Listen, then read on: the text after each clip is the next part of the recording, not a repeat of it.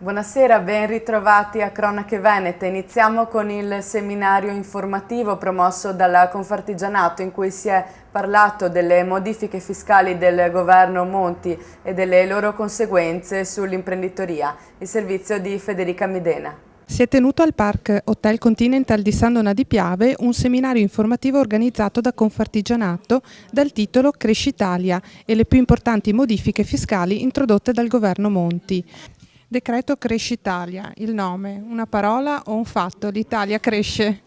Beh, le previsioni purtroppo ancora non sono, favorevoli, però il governo sta attuando tutte le misure che sono necessarie, che sono state anche concordate in sede europea, per cui stiamo facendo il nostro dovere. Ecco. Cresci Italia col punto di domanda.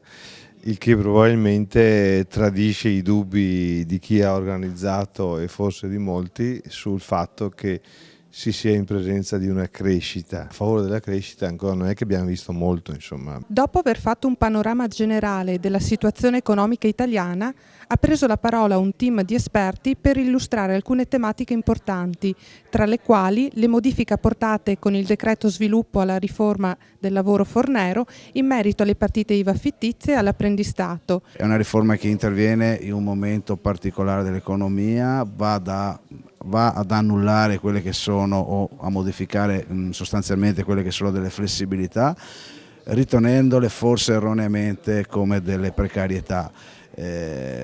Porta il dominio sul rapporto di lavoro, sul contratto a tempo indeterminato, che ci può anche stare, però insomma ecco, un certo tipo di flessibilità, una buona flessibilità è quello che le imprese aspettano. Si è parlato inoltre dell'ormai attuativo nuovo regime dell'IVA per cassa, della direttiva europea contro i ritardi di pagamenti nelle transizioni commerciali, che tra le novità segnala l'obbligo da parte delle pubbliche amministrazioni all'interno dell'UE di provvedere ai pagamenti entro un massimo di 60 giorni. Cosa cambia per gli imprenditori con questa manovra Monti? Beh, allora sono diverse le disposizioni che sono state introdotte dal governo Monti, soprattutto nel 2011 ma anche nel 2012. Ci sono delle normative che interessano gli imprenditori dal punto di vista delle agevolazioni sul piano fiscale. Pensa che appunto questa direttiva europea sarà di facile applicazione?